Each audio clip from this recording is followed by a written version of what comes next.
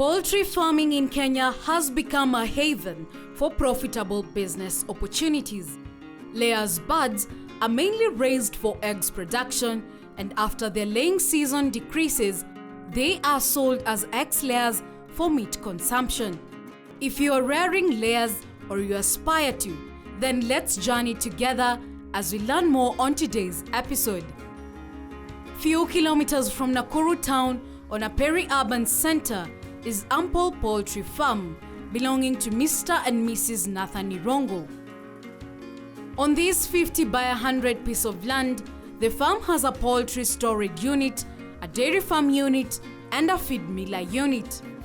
Here, Nathan works hand in hand with his wife Janet Wanjeri, both who have retired from their profession to venture into integrated farming, and they do not regret. And we are doing poultry farming, we have dairy farming, and a lot of other projects. We are doing integrated farming. Tuna the poultry section, tuna the feed section. We also have the farm section and the dairy section. So ile zaidi ambayo inashikilia hii farm is the poultry section, ambao kwetu tumeitilia maanani, and it is doing us some success. Diving into agribusiness in 2012, the couple was zealous about agriculture and started with dairy farming. This did not give them much returns as they expected, and decided to try poultry farming, starting with 500 layers chicken, as Janet tells. Before we started, my husband was a teacher. I was employed somewhere. And we have passion in farming. Sometimes back I'm a graduate from Egerton University. I did agribusiness management. And you know, the passion for farming always drives someone. Even if you are employed, you still want to do what you love doing. So we were keeping dairy animals. Tulikuwa tunaweka ng'ombe huko town. Later tukaona haituletei mapato yenye tunataka, na kuna kitu bado tunahitaji kuongeza.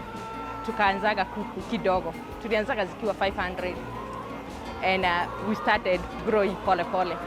Alafu bwanangu aka-resign from teaching. Then 2 years later I followed. Nilikuwa nimefanya pahali for 10 years. Janet and her husband decided to rear the layers birds because of the egg market demand in Nakuru County. They did not mix the breeds in order to maximize on egg production, which has proved to give good returns. For broilers, tungependa sana kuifanya, lakini tulionaga tusichanganye sana. We do one type of chicken, alafu tukikaka tunaweza anza kuweka zingine kama kienyeji ama broiler. Kwa poultry farming, ile ambayo imetupea success ni vitu vitatu. Number one is the feeding, ama the feed, then the management na the market. From 500 birds, they have managed to stock up to 5,000 layers chicken. From this, they collected 160 trays of eggs per day, selling to a good market until they were hit by the egg market flood in 2018. This forced them to downsize, but they are picking up the business by restocking the birds. Wakati tulikuwa tumeweka mingi, tulikuwa na 5,000 layers kwa hizi nyumba zote. Town tulikuwa tumeodoaga to concentrate on one area. Ilikuwa 5,000. Tulikuwa tunaokota about 160 trays of eggs, and the market was good. Lakini if you remember last year kulikuwa na issue ya flood ya mayai. Tulikuwa hit a bit. Alafu chakula ilikuwa expensive, the raw materials. Getting into layers poultry for business purposes has brought smiles to this couple. Janet shares on some benefits they have accrued since 2012. Hii imetupea benefits mingi sana, because tumeweza number one, reinvest into the business. Unaona kama tunaweza kujenga stores, na with the store we can be able to expand the business. Alafu kuna pahali tumeweza kununua buying land in other places. Sasa hata tukitaka kumove project tutaitoa tu hapa na tuipeleke pahali ingine. To get to the point of reaping good returns, one must be ready to invest for a business growth.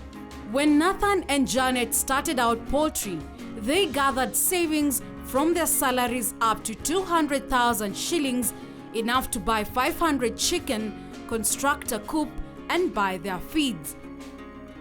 Wakati tuliona we need to mtu mmoja at least akuwe kwa project, ndiye ali resign kwanza. Lakini anyone can start, because you start small. If you start small, you will grow. Unaweza anza hata na kuku 200, si tuliopt kuanza na 500. Poultry birds need care every day, and so it is a profession to which a farmer must be dedicated.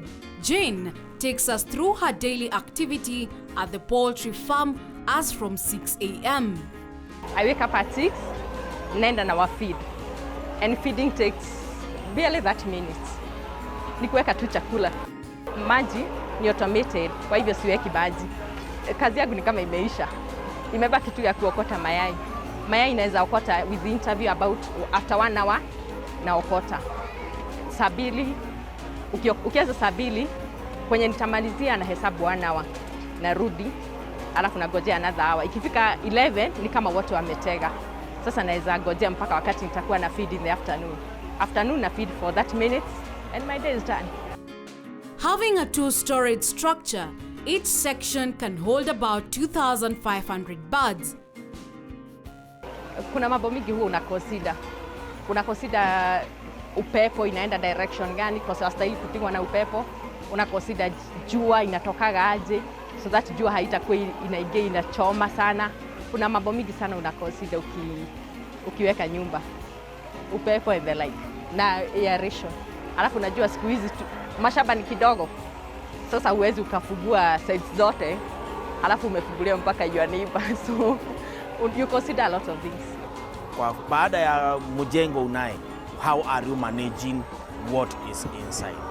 So to manage, we manage the feeding system and the water systems.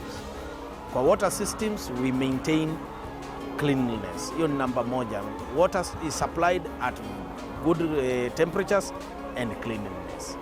Anytime maji yako imeingia na virus ama imeingia na amoeba, it will still translate to the poultry.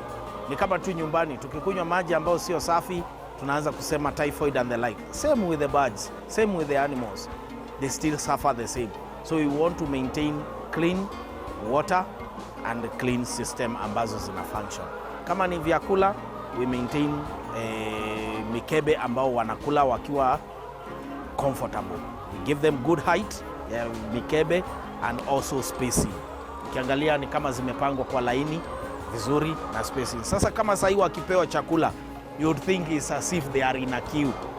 Hata unaweza kupata nafasi ndani yao vizuri because they are well spaced na zinakula zikiwa na comfort. Make sure they have enough light. Light ya kuku, as long you are able to read maybe a magazine or a newspaper inside, that's enough lighting for them. Air should flow comfortably in the house. Usiende kona moja usikie hewa inakwama pale ama kona ingine.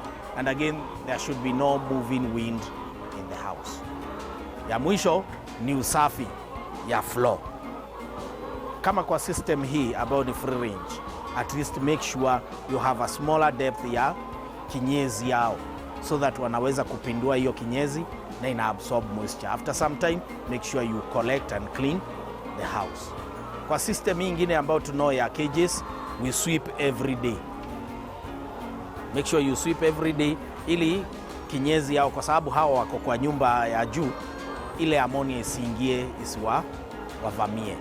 Naye hiyo kuna challenge yake ya kumanage the dung. The dung should also be well managed, kwa sababu dung ya kuku pia ni source ya magonjwa tena. So we manage the dung, where we keep the dung, how we dispose it, kwa sababu usipofanya hivyo chafu na viini zita recycle back into the house na itakusumbua. Ya mwisho kwa nyumba is management of diseases. If there is a sick bird, it should be put aside. Number 2, if there is an injured bird, look for the source of injury. Kwa sababu utapata sababu labda alivunjika mguu, mabawa ama amekatwa, look for the source. Kama ni watu ndio source, they should be careful when handling. Kama ni equipment ama pengine wanakwama mahali, you should be very, very careful. Kwa sababu kama wao kufa, they only need a few seconds and they die. Kwa hivyo angalia nyumba yako ni wapi source ya injury. We are taking a short commercial break, but we'll be back with more from Ample Farm.